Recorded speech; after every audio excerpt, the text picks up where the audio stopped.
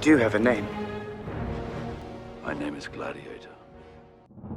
Jadi jangan heran kalau nanti next meeting gitu ya, dari jumlah berapa yang hadir mungkin kalau tinggal 20% aja udah bagus. Iya. Sampurasun, Rahayu Amin. semuanya.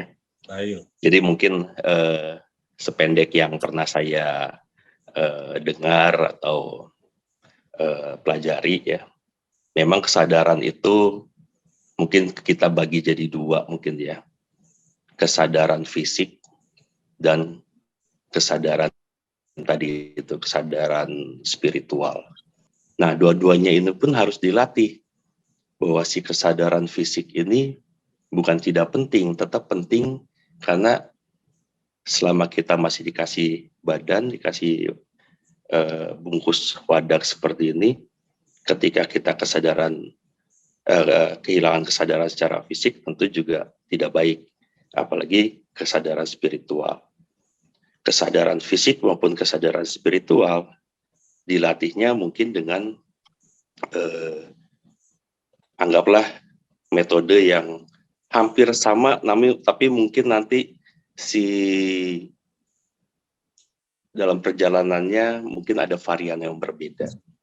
Seperti kesadaran fisik, mungkin kita awali dengan bernafas. Menyadari nafas masuk, nafas keluar, menyadari perbedaannya, menyadari apa efeknya, itu mungkin dari latihan pertamanya. Si latihan fisiknya seperti itu ya, kesadaran fisik. Sampai kemudian, oh ini tangan saya, oh ketika memegang ini seperti ini rasanya. Dari situlah mungkin terbangun kesadaran fisik ya. Sehingga kemudian dari situ orang kemudian masuk ke metode pelatihan mungkin secara dari ketimuran ataupun di ini yang kemudian meditasi, samadhi, orang bilang kemudian tapa brata yang kemudian membangun kesadaran spiritualnya. Nah, yang menjadi, kalau saya seringkali melihat kemudian gimana sih orang melihat memiliki kesadaran spiritual yang terbuka.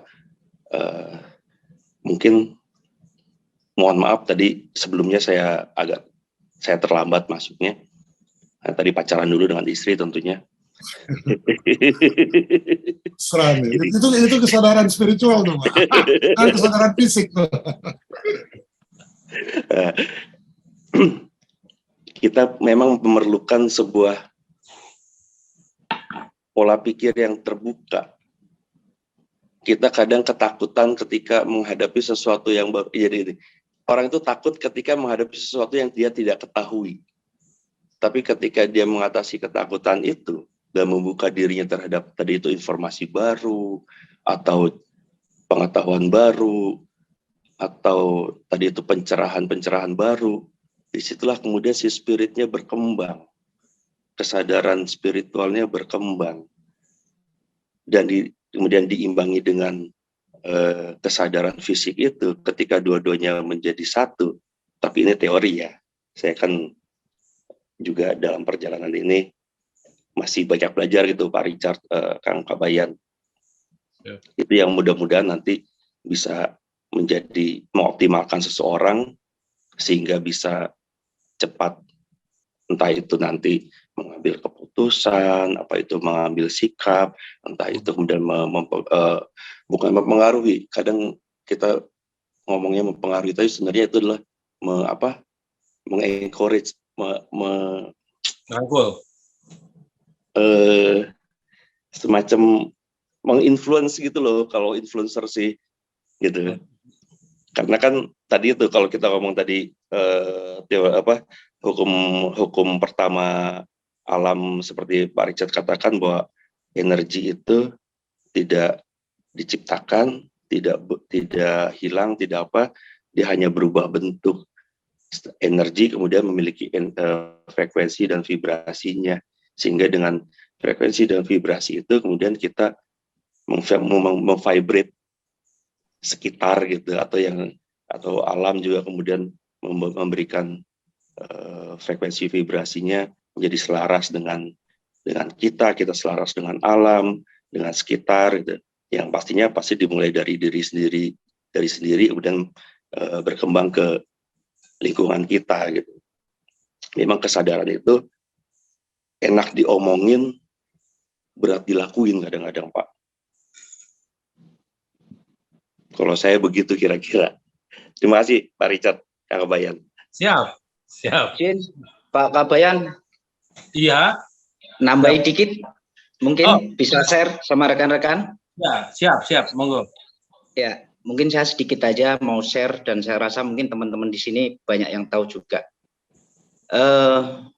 Menurut saya titik kesadaran seseorang bisa dibilang tinggi itu ada 3 ciri pada diri seseorang itu. Satu, dia punya kecerdasan rasional di badan raganya.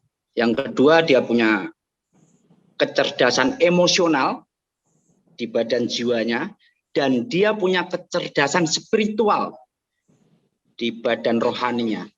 Mungkin itu aja Mas Kabayan, terima kasih banyak.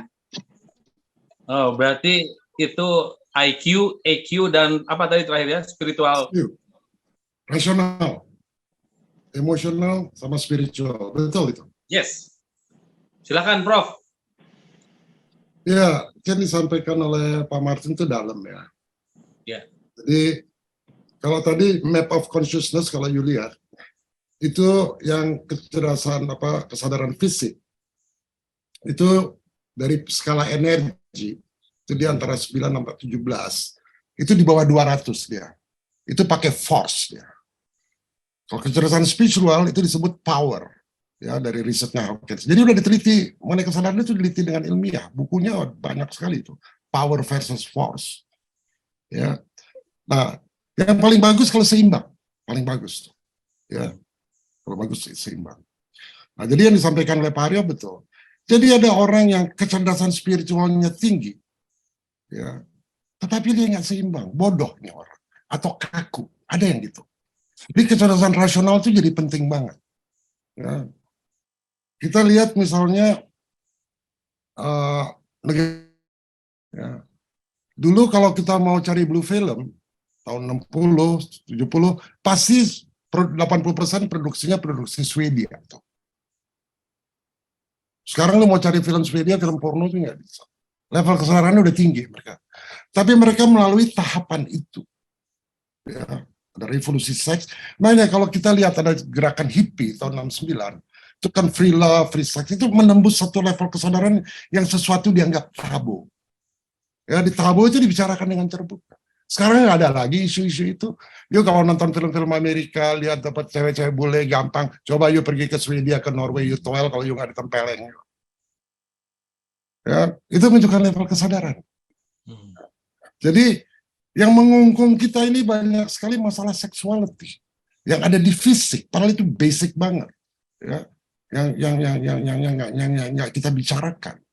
Ya, kalau kita bicarakan pun dianggap tabu gitu. Nah, ini harus diterobos gitu, yang kayak gitu-gituan harus diterobos. Kalau enggak kita menjadi bangsa yang munafik. Ya, kayak ada siapa tuh satu orang kiai, saya ambil contoh kiai bukan karena dia Islam ya. Dia bikin pabrik kelinting, dia punya pengajian, tapi murid-muridnya dia perkosa gitu ya. Ada sesuatu yang dia kekang. Ya. Kita lihat sekarang Saudi Arabia udah terbuka sekali, orang udah nggak perlu pakai jilbab lagi, perempuan udah lewat. Mereka negara yang modern, tapi nggak maju pikirannya. Nah sekarang si raja yang baru dia pengen bikin jadi maju, ya modern dan maju. Nah Indonesia ini masih belum modern dan belum maju. Jadi orang-orang pemikir kayak Pak Martin ini harus lebih banyak lagi punya komunitas yang kayak gitu, karena saya lihat beliau paham. Ya. Pak Haryo juga tuh paham tuh saya lihat. Ya. Nah, juga harus lakukan pencerahan-pencerahan, Pak. Pencerahan-pencerahan. Memang tidak gampang, tapi kalau kapalnya udah bisa lihat, gampang, Pak. Nah, ini kan kita lagi mau menemukan kapal nih, kan kita lagi diskusi sini. Ya, kesadaran harus begini, kesadaran harus gini. Jadi orang punya versi masing-masing mengenai bentuk kapal itu gimana. Kita bicarain. Gitu. Dan berani membicarakan ini aja, apalagi hal yang tabu misalnya, itu gladiator, Pak, menurut saya. Ya, gladiator. Yang jelas gladiator itu kemarin waktu di DPR Pak Mahfud itu, wah kayak singa di antara singa-singa tuh. Itu lepas dari kita suka nggak suka sama dia ya, tapi saya lihat wah ini jarang saya lihat ada menteri yang begitu. Jarang. Coba kita kan perlu menteri orang-orang kayak gitu. Ya. Oke. Kebanyakan menteri malah dihajar sama DPR ya. Kalau sudah di dalam ruang DPR.